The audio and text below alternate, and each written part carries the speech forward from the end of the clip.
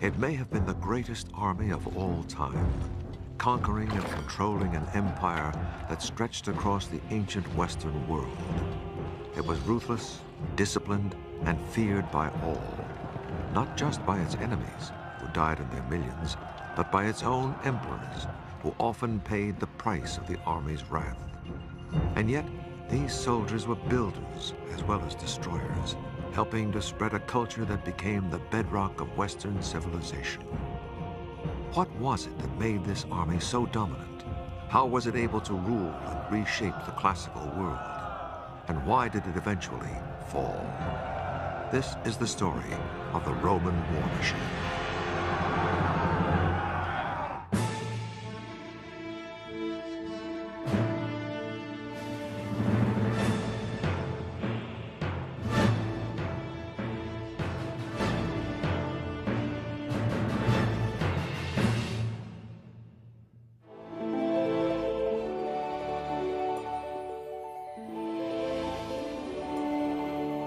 The glory that was Rome was built largely upon the power of its army. Until it discovered how to wage war, Rome was just another small Italian farming settlement. But there was something different about the Romans. They had a unique ability to turn themselves into a political and military power without equal. The city that would dominate the ancient world for centuries began as early as 1000 BC. Archaeologists have found the remains of dwellings from that period on Rome's Palatine Hill, where many centuries later, the Roman emperors built their palaces. Early Rome was dominated by a neighbor, the Etruscans, from what is now Tuscany to the north. Etruscan kings took control of Rome around 600 BC and ruled it for a century before the Romans expelled them. Rome then began creating the political and military system we recognize today. Rome became a republic with a Senate and two chief executives, the consuls, who were elected for one-year terms to handle important matters, including the military. Rome had to learn how to fight because it occupied an important trading crossroads on the Tiber River, and it was always skirmishing with envious neighbors. As early as 500 BC, Rome had an army of 6,000 men called a legion, from the Latin word meaning conscription. But this was a far cry from the professional Roman army that would later dominate the world. They are citizen soldiers, they are part-time soldiers, they get recruited for the campaigning season. They leave their fields, their work, to go off and fight in the army. At the end of the campaign, they're back, bringing in the harvest, bringing in the vintage, plowing the fields. Every year, able-bodied Roman men were summoned by trumpet to report for enlistment. But not all men. Only landowners were trusted to fight for Rome because they had something to protect. Service was regarded as a duty and an honor, and a must for any Roman seeking political power. The Roman people are reluctant to vote for people who cannot show their war wounds. There are many stories of people standing for politics in the forum, ripping their clothes to show their wounds, to demonstrate that they have fought for Rome in battle. Romans had to provide their own armor and weapons, so the wealthiest, the officers, had a helmet, armor, a spear, a sword, and a shield, while the poorest, the front ranks, had no armor and had only slings and stones for weapons. The early Roman army was modeled on the Greeks, especially the basic tactical formation. The Greek army used the so-called phalanx, a tight-knit, rolling infantry formation which came at the enemy like a forest of spears. Your whole army lined up, facing forward in lines, and then the first few ranks would hold out their spears and their shields, and the army would move forward en masse. The object was to simply push aside the enemy, and in the course of it, kill as many as possible. Rome's first major victory was against its old nemesis, the Etruscans, when Rome conquered the nearby city of Veii in 396 BC. But the Romans didn't have long to celebrate. 6 years later, they met an entirely new kind of enemy, when Celtic warriors from the north swept down upon Rome. The Celts were a people linked by language, culture, and style of warfare.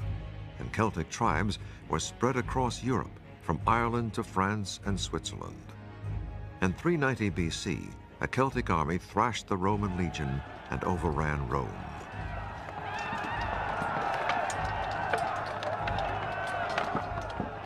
The Celtic method of fighting was very disturbing to them. The Celts simply ran at you with hundreds and thousands of men, yelling, shouting, banging on metal objects, blowing their horns. They really terrified the Romans. The Celts left the city only after the Romans bribed them with gold. This was Rome's wake-up call. It needed to rethink its whole military strategy if it was to survive, and one way was through training. Roman soldiers had to go through the toughest training in the ancient world.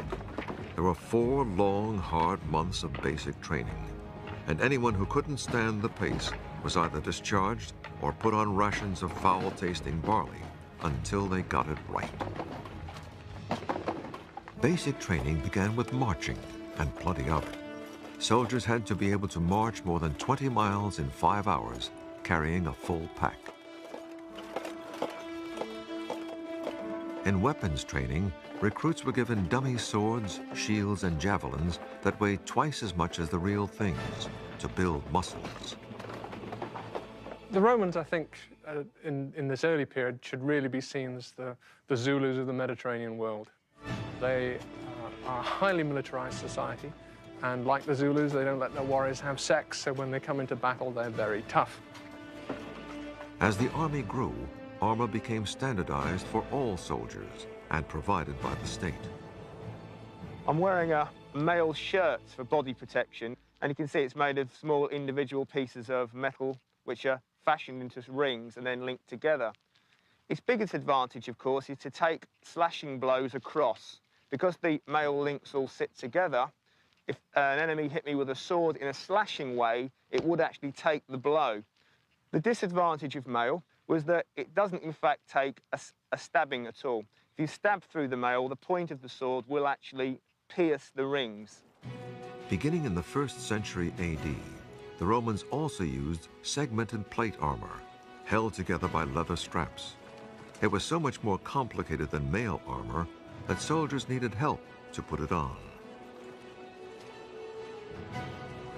You can see all the protections on the top rather than around the legs and things.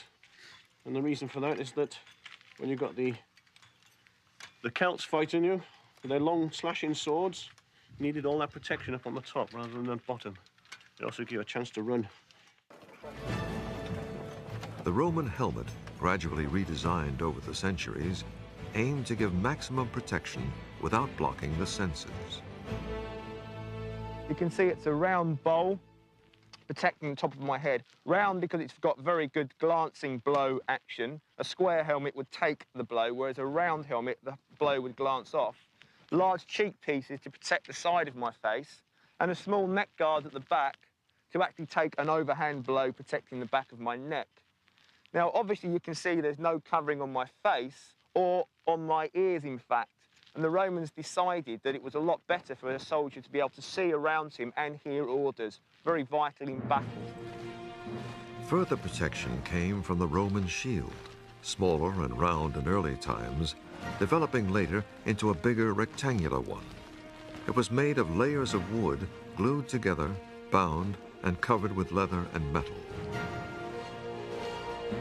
The thing about the Roman shield is it's curved, not flat like most shields of the time. This gives me protection all around my body. And if I'm coming at you in battle, it's not only a defensive weapon, it's an offensive weapon. I can smash you in the face, and then while you're off balance, draw the sword and in under your ribs. When it came to offensive weapons, the first one the Roman soldier would use in battle was the javelin.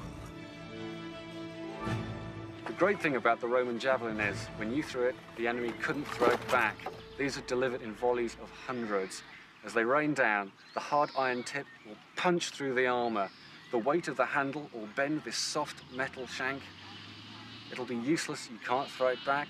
Your shield is useless, you're probably hurt, you're in big trouble. But the weapon that won the empire and kept it was the Roman sword. Once the javelins had been expended, the Roman legion would then move in with probably the most vicious of his weapons, the short sword, or gladius in Latin, very much a close-quarter weapon. It's much shorter than you would envisage a sort of a medieval broadsword to be, because it actually is much shorter. It's designed with a very broad base, tapering to a very, very sharp point.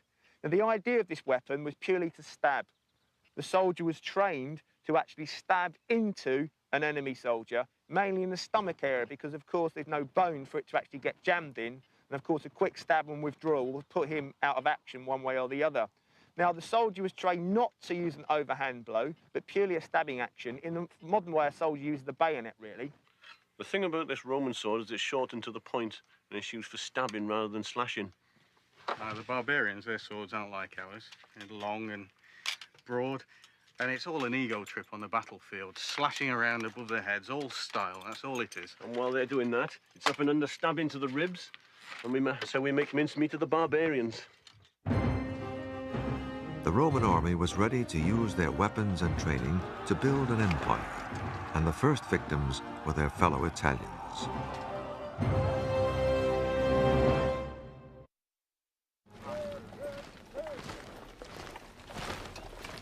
The basic unit of the Roman army was the legion, and over time it became highly structured. Eventually, the legion evolved into a unit of 4,800 soldiers. It was divided into 10 cohorts of 480 men each, which in turn contained 6 centuries. Not 100 men, as you might expect, but 80 soldiers. Each century had 10 groups of 8 men who shared a tent. The legionary commanders were usually political appointments, Roman noblemen doing service as they climbed the political ladder.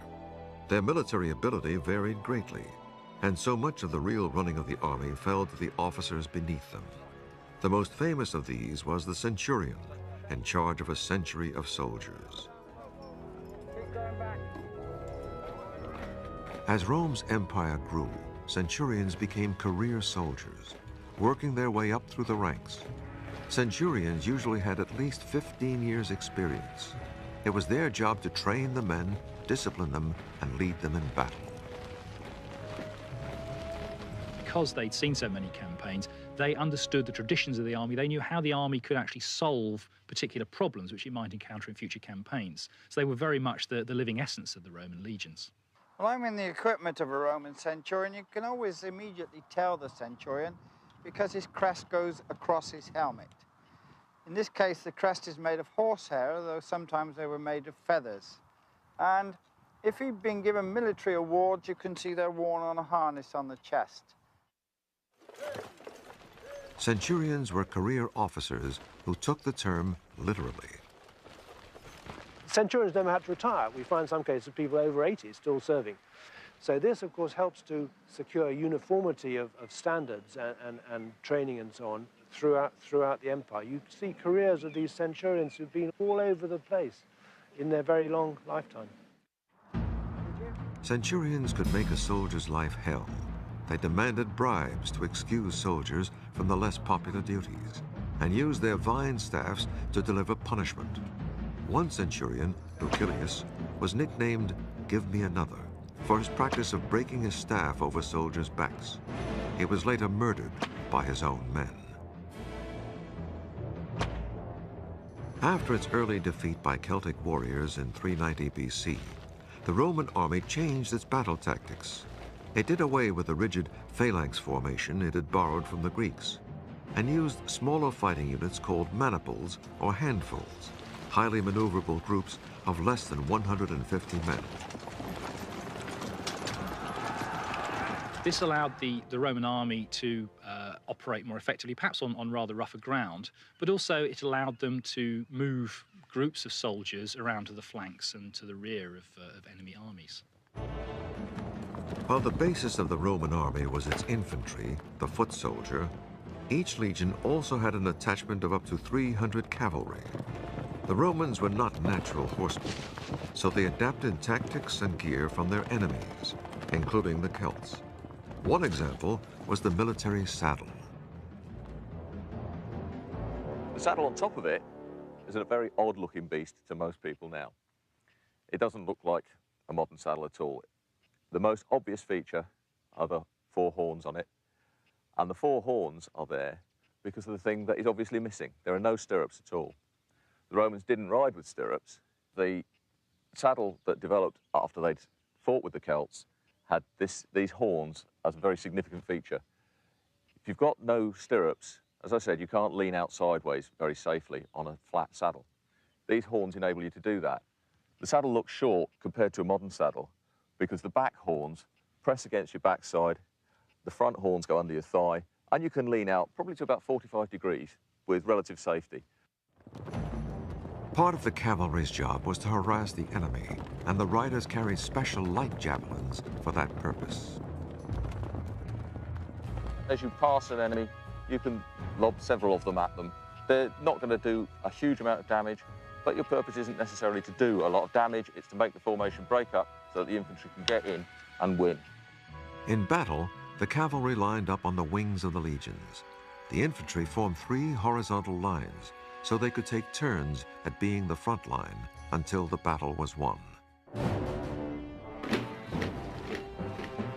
As the Romans formed up to start the battle, they banged their swords against their shields in a frightening drum roll until the order came to charge.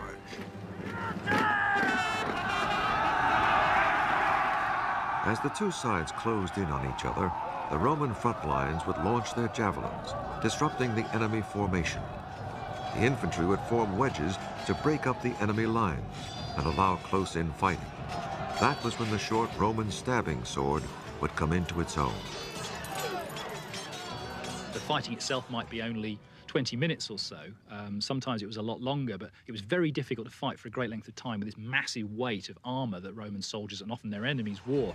Part of the reason for Roman success in battle was undoubtedly to do with training.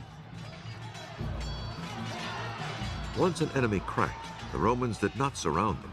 Instead, they usually left an easy escape route so that the cavalry could come in and cut them down as they fled.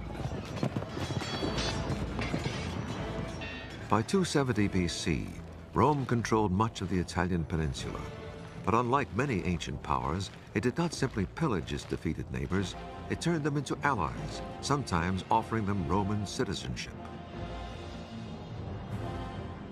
That way, as Rome expands, the people whom it conquers are integrated, form part of the Roman army, and become the troops for the next wave of conquest out. So it's a cumulative process. And that, I think, is key to the success and the growth of this empire. Rome's expansion made a clash inevitable with Carthage, another Mediterranean superpower. And when that clash came, it would produce the most horrendous war the ancient world had ever seen.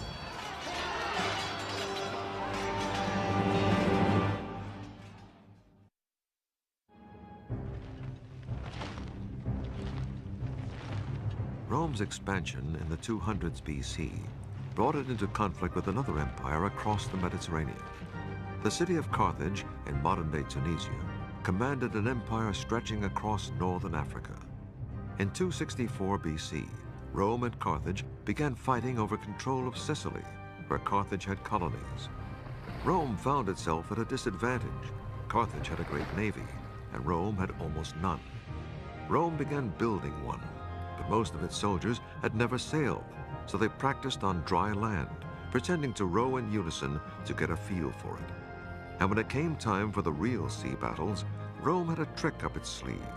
It developed a kind of gangplank called a corvus that hooked onto Carthaginian ships so that the Roman soldiers could board them, turning naval battles into more familiar land battles. And that way, Rome routed the Carthaginian fleet. Rome won Sicily, Corsica, and Sardinia, but Carthage did not accept the defeat. In 218 BC, Carthage hit back under one of the most feared warriors Rome would ever face, Hannibal. And this time, the target was Rome itself. Hannibal was a man clearly with tremendous determination, a great personal hatred of Rome, which he'd inherited from his family who'd fought the Romans before. And it's also very clear that he had great personal magnetism. Hannibal marched his army through Spain and France and across the Alps into Italy, accompanied by 36 elephants. Most of Hannibal's elephants died on the journey over the Alps. In fact, his elephants played absolutely no role in the subsequent campaign.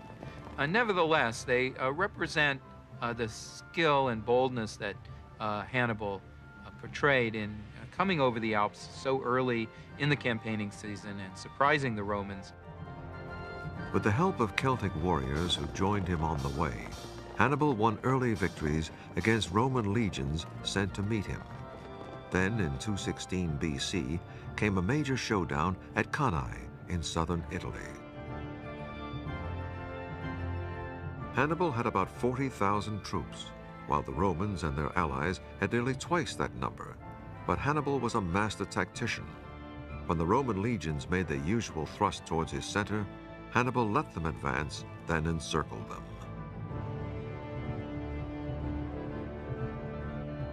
It was a disaster for the Roman army. Some 50,000 Romans and allies were killed. There was panic in Rome, with cries of "Hannibal is at the gates." But Hannibal was never able to capture Rome, because Rome's ingenious policy of creating allies paid off once again. What defeats Hannibal is the fact that the Romans have got 8, 9, 10 times as many men able to be impressed into the army as Hannibal has got. And they can lose 50,000 men in a day. And they keep on fighting because they've got the manpower. And no other state in the ancient world could ever achieve anything like that. Rome practiced total war against Hannibal. As an emergency measure, it called up every available man, even slaves, and sent legions to Carthage-held Spain to stop supplies and reinforcements from reaching Hannibal. The wars on this scale are fights for survival, literally for survival. If you lose these kind of wars in the early period, your city is destroyed, your women and children are dispersed across the Mediterranean world. That's the end of it. All societies are destroyed if battles are lost. It took 15 years of fighting before Hannibal was forced out of Italy. He returned to Carthage to defend it against a counterattack by the Romans, who finally defeated Hannibal in 202 BC. But despite the victory, Rome maintained a paranoid fear of Carthage and provoked a third war in 149 BC. It took the Roman legions 3 years to breach Carthage's huge city walls, and then the Romans slaughtered unknown thousands of Carthaginians and sold 50,000 survivors into slavery. Finally, the Romans leveled the city, plowed it into the ground, and according to legend, sowed it with salt so that nothing would ever grow there again. Any Roman army was capable of extreme brutality, particularly in the sack of a city which had resisted them, which they then managed to break into. Under those circumstances, it seems to have been normal Roman practice, almost policy, to slaughter absolutely everybody and everything, including animals. Everybody was just chopped to pieces. It was absolute carnage. After defeating Carthage, Rome also added Greece as a province after destroying the city of Corinth. Many other conquests followed, so that by 100 BC, Rome was undisputed master of the Mediterranean. The Romans justified their expansion in a way that many modern-day politicians would understand. They always convince themselves that they fight defensive wars. No Roman war, no matter how offensive or imperialist it might look to us, to the Romans it was always a matter of defense, always fending off an attack. So in a sense, that's how they justified a Mediterranean conquest. As rulers of a rapidly expanding empire, the legions had to get used to a lot of travel, and that meant travel on foot. When Roman soldiers marched, they carried up to 50 pounds of equipment on their backs, including weapons, armor, cooking utensils, rations, and tools for building a temporary camp. Most armies relied on natural defenses, but the Romans carried the tools to build a new camp wherever they were, a new one each day, if necessary.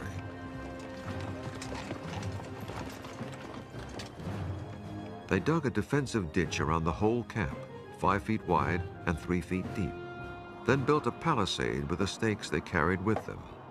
It was as though the Romans had their own fortified city wherever they went. The primary purpose of a Roman marching camp is psychological rather than military. It's the idea that in enemy territory, every night you make a small city in what is not your territory. And the enemy look on, seeing their territory pockmarked by the advance of Roman armies. The camps were a classic example of the Romans' passion for order. Every camp had an identical plan. Each leather tent was put up in the same position each time, so that the soldiers knew exactly where they were. The soldiers had a great sense of security during the night. They knew exactly where their officers were, and the fact that their comrades were guarding them as well. The Roman obsession with order extended to the discipline of the troops. Camp sentries who fell asleep could be stoned to death for having endangered the whole regiment. It wasn't as exceptional as it might sound, given the general background of what Roman society was like. People were used to flogging, they were used to fairly frequent public executions. So the Roman army was indeed pretty draconian, but not as different from the rest of society as perhaps we might think.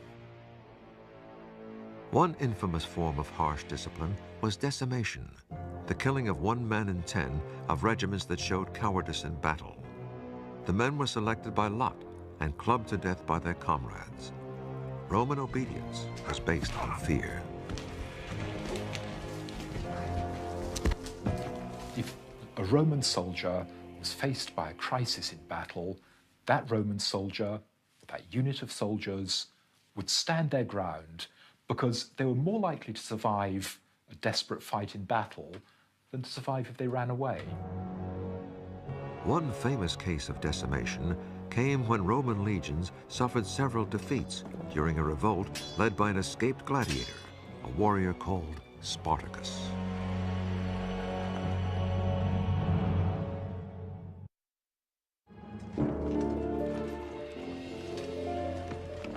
The Roman army was so busy conquering and building an empire on foreign soil that it had no standing army back home in Italy, and that left it open to surprise attack. That's just what happened in 73 BC, in a revolt led by a foreign slave named Spartacus, who had been forced to become a gladiator. Conditions for all slaves were relatively cruel and brutal, and particularly for gladiators who were kept chained in barracks and were brutally treated. Spartacus led a revolt by fellow gladiators against their conditions and was soon joined in the uprising by slaves from the countryside. Millions of slaves were brought back into Italy, and a lot of them were prisoners of war, a lot of them were ex-warriors. And therefore, although many of them were kept in barracks and many of them were trained to be gladiators, they were a potential security risk. Because there were no legions stationed in Italy at the time, new legions had to be quickly raised and trained. But Spartacus and his men, using guerrilla tactics, defeated each legion sent to meet him, and his band remained at large in Italy for 3 years. The Roman Senate finally gave the nobleman Marcus Crassus the power to quell the revolt. To show he was serious, he began by decimating 2 of the legions that had lost to Spartacus, then raised 6 new legions and met the Spartans in open warfare. Their tactics were so unconventional. They refused to give battle until the very end in a conventional way. They confounded the expectations of the generals and the armies sent against them. In a sense, their mistake and what lost them their final battle was to behave like Roman soldiers, to fight a conventional pitched battle. Had they stuck to guerrilla warfare, their revolt might have been even more effective than it was. The legions defeated the rebel army and killed Spartacus, and then Crassus lined the Appian Way outside Rome with 6,000 crucified Spartacans, a lesson to anyone who opposed Rome and her army. In the early days of the Roman army, soldiers were called away for only a few months at a time between spring and harvest. But the expanding empire meant long campaigns overseas, and for property owners, the only men eligible for the legions, military service became an ever-increasing hardship. By 100 BC, Rome had about 130,000 men in uniform. One Roman man in 8 was a soldier, and he was required to do up to 6 years of service in one stretch, and a maximum of 16 years over his lifetime.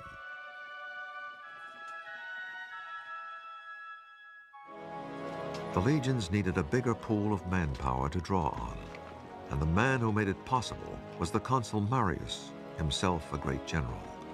Twice he had saved Rome from invasion with victories over German tribes.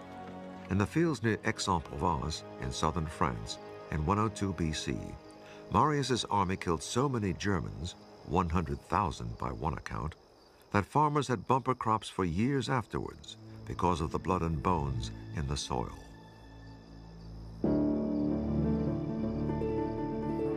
As consul, Marius decided to throw the ranks open to all Roman citizens, whether they owned land or not. This meant poor Romans could volunteer for a secure and prestigious job with good pay and travel. They could become career soldiers. The Roman army was now on its way to becoming a full-time professional force. But volunteers still had to meet strict requirements.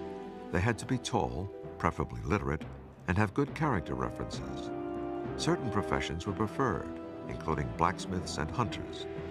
Those considered not suitable included weavers and tavern keepers.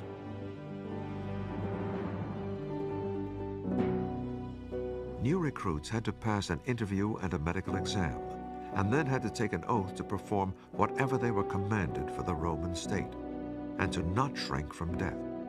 They were then given 3 gold pieces and sent to the provinces for training. But many of these new, poorer soldiers were already looking beyond 3 gold pieces. As the army kept adding new conquests, soldiers were increasingly focused on the spoils of war. The amount of booty they were able to bring back from cities like Corinth in 146 BC was so enormous that I think it did encourage massive greed and an increasing level of brutality among Roman soldiers. Increasingly, soldiers turned their loyalty from the Roman state to their own generals, who could make them rich. And the generals, being Roman aristocrats, saw their legions as tickets to wealth and power. Intimately related is the general and his army.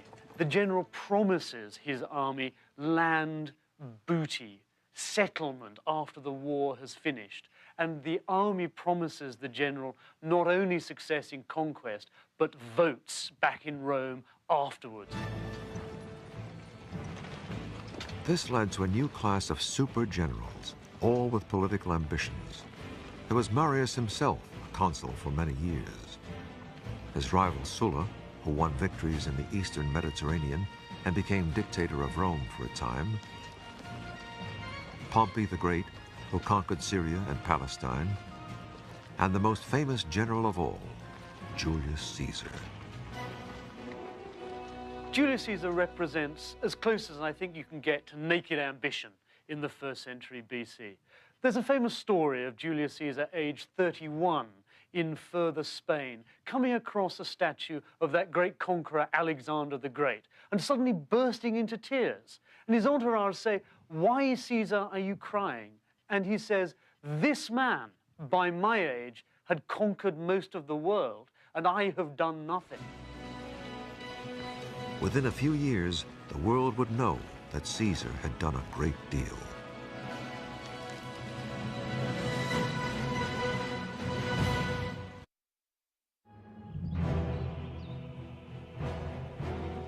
Of all Rome's great generals, none created more fame, bloodshed, loyalty, and hatred than Julius Caesar.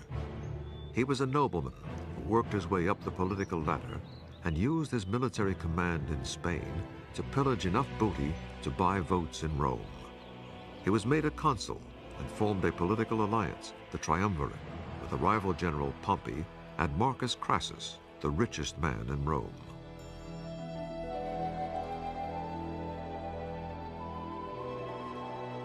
Caesar then had himself made governor of northern Italy and southern France, which made him commander of several legions. He was anxious for more conquests, and his chance soon came. In 58 BC, a Celtic people, the Helvetii, asked Caesar's permission to migrate from Switzerland to western France, across Roman allies' territory in what was then called Gaul. Instead of agreeing, Caesar decided to attack. Caesar, of course, is a cynic. He needs a war, he needs the booty derived from that to finance his political campaigns. Before he goes on campaign in Gaul, he is deeply in debt. Gaul will provide the booty for repaying his creditors. Caesar sent 6 legions against the Helvetii's 360,000 men, women, and children. More than half the Helvetii were slaughtered, and the survivors forced to return to their homelands.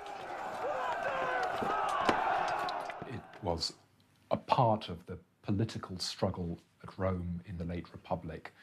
Pompey, his great rival, was Rome's best general.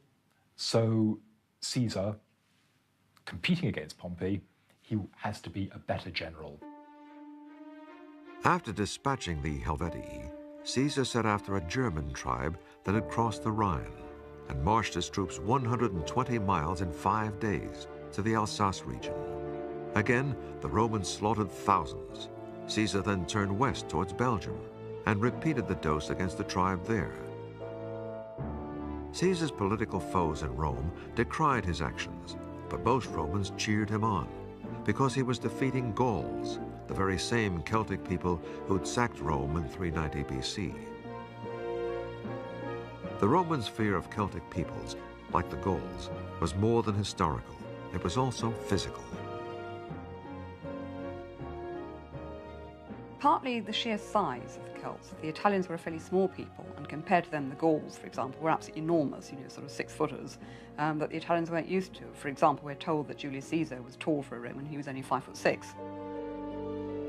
To the Romans, anyone who didn't speak Latin or Greek, such as the Celts, was looked down upon as a barbarian because their language sounded like sheep. Ba, ba. The Romans have a very particular view of themselves, and that is to see themselves as people who've developed the powers of the mind to control the body. Barbarians, on the other hand, are people who are led by physical desire, sex and drugs and rock and roll. They don't have a proper education, so they go for the nearest thrill. But the Celts that Caesar was fighting in Gaul were far from barbarians as we know the term. They lived in organized towns, like this reconstruction in France, and they were master ironworkers who probably invented the chainmail armor that the Romans adopted. And the Celts' artwork was anything but barbaric. It's still regarded as one of the great artistic traditions of Europe. As warriors, the so-called barbarians were no match for Caesar's well-trained legions. Celtic warriors did not fight as a unit. They fought for individual glory. The big men like to show up dressed in fancy, shiny armor, stand at the front, and engage in warfare that was no doubt fairly brutal, but was fairly small scale. They couldn't plan total war in the way that the Romans could plan. They didn't have fully trained legions. They didn't have logistic backup. Also, the Celts were up against a brilliant commander in Julius Caesar. He was ambitious, hungry for victories, and used daring and original tactics. He was noted for the speed and surprise of his movements, and he really brought those techniques to perfection in using his legions. On the other hand, he was a little reckless. Part of his daring, and he often got himself into terrible scrapes, but he was so quick and so perceptive of the enemy's intentions that he was always able to get himself out. From the word go, he was prepared to adapt. I mean, coming up against the Germans for the first time in his first campaign, enormous numbers of cavalry, he had virtually none. No problem, he simply gets in horses and tells one legion, right, boys, you're all going to be cavalry. Suddenly has 5,000 cavalry. Caesar knew he asked a lot of his soldiers, and so he went out of his way to cultivate an intense loyalty from them.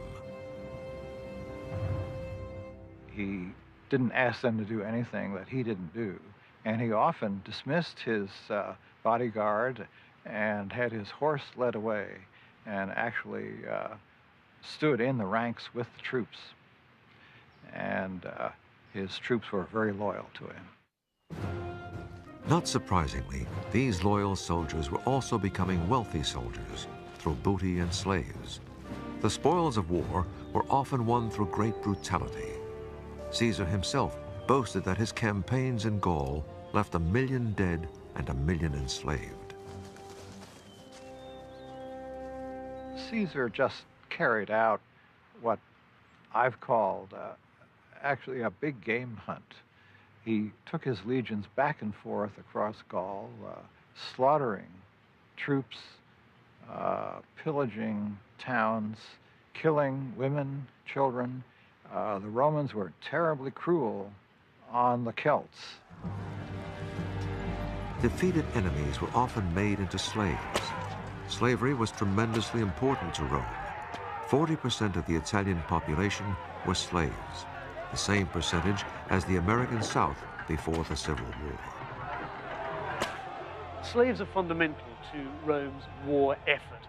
Essentially, slaves free the Roman citizen to fight in the army. Without slavery, it would have been impossible for Rome so effectively to initiate these wars of conquest.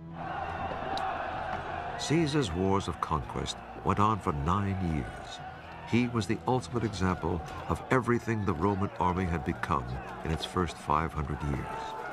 Dedicated, ambitious, ruthless. And Caesar would not stop with foreign conquests. With his army behind him, he would conquer his enemies in Rome and take the title of dictator for life.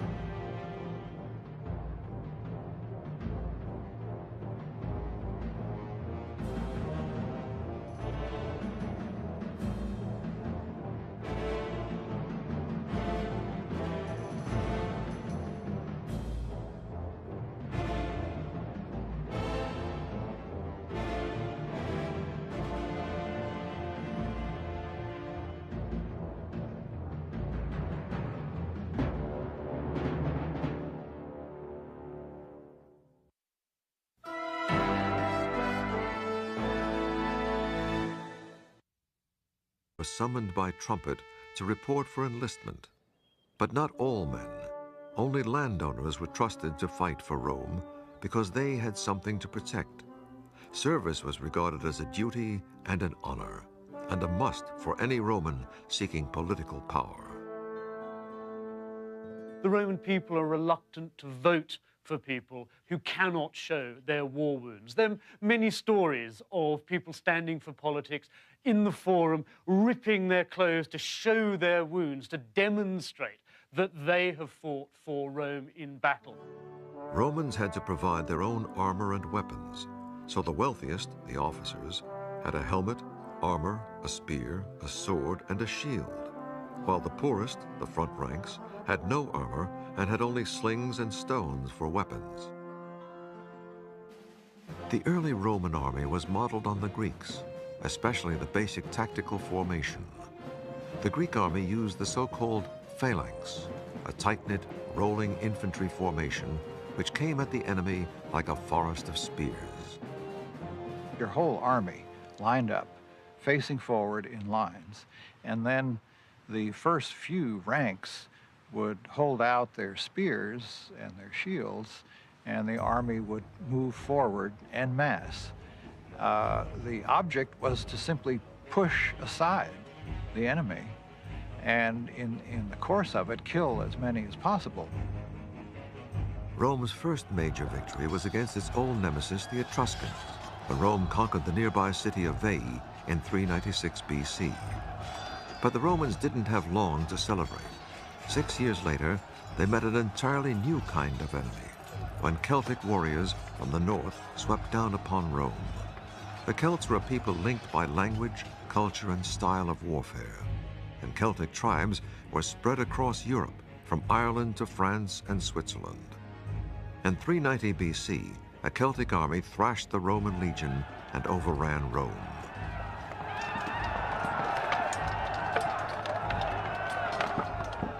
The Celtic method of fighting was very disturbing to them.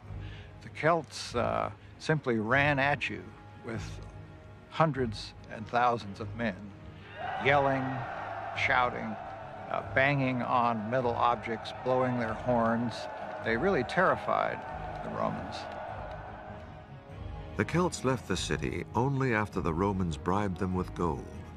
This was Rome's wake-up call. It needed to rethink its whole military strategy if it was to survive, and one way was through training. Roman soldiers had to go through the toughest training in the ancient world. There were 4 long, hard months of basic training, and anyone who couldn't stand the pace was either discharged or put on rations of foul-tasting barley until they got it right. Basic training began with marching, and plenty of it. Soldiers had to be able to march more than 20 miles in 5 hours. It may have been the greatest army of all time, conquering and controlling an empire that stretched across the ancient Western world. It was ruthless, disciplined, and feared by all, not just by its enemies, who died in their millions, but by its own emperors, who often paid the price of the army's wrath. And yet, these soldiers were builders as well as destroyers, helping to spread a culture that became the bedrock of Western civilization. What was it that made this army so dominant?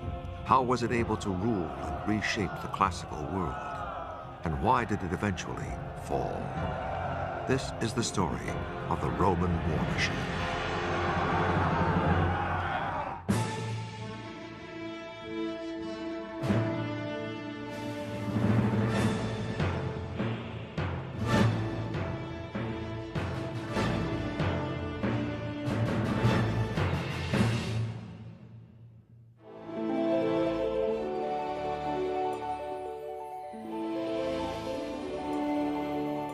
The glory that was Rome was built largely upon the power of its army.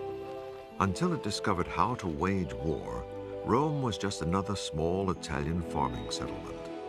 But there was something different about the Romans. They had a unique ability to turn themselves into a political and military power without equal. The city that would dominate the ancient world for centuries began as early as 1000 BC, carrying a full pack. In weapons training, recruits were given dummy swords, shields, and javelins that weighed twice as much as the real things to build muscles. The Romans, I think, in this early period should really be seen as the Zulus of the Mediterranean world. They are a highly militarized society, and like the Zulus, they don't let their warriors have sex, so when they come into battle, they're very tough. As the army grew, armor became standardized for all soldiers and provided by the state. I'm wearing a male shirt for body protection, and you can see it's made of small individual pieces of metal which are fashioned into rings and then linked together. Its biggest advantage, of course, is to take slashing blows across. Because the male links all sit together, if an enemy hit me with a sword in a slashing way, it would actually take the blow. The disadvantage of mail was that it doesn't, in fact, take a stabbing at all. If you stab through the mail, the point of the sword will actually pierce the rings. Beginning in the 1st century AD, the Romans also used segmented plate armor, held together by leather straps. It was so much more complicated than mail armor that soldiers needed help to put it on.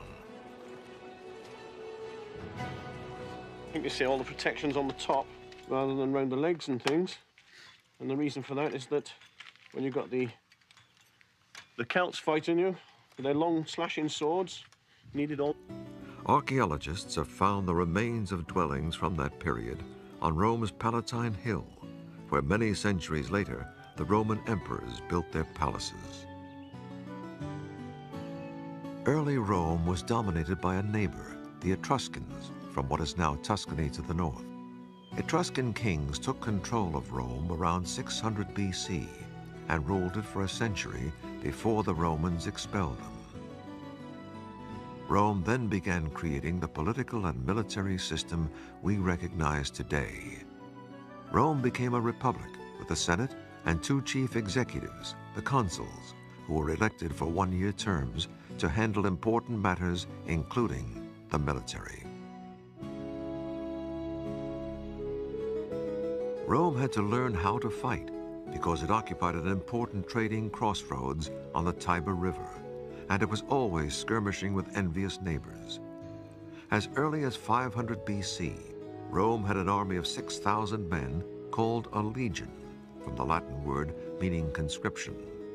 But this was a far cry from the professional Roman army that would later dominate the world.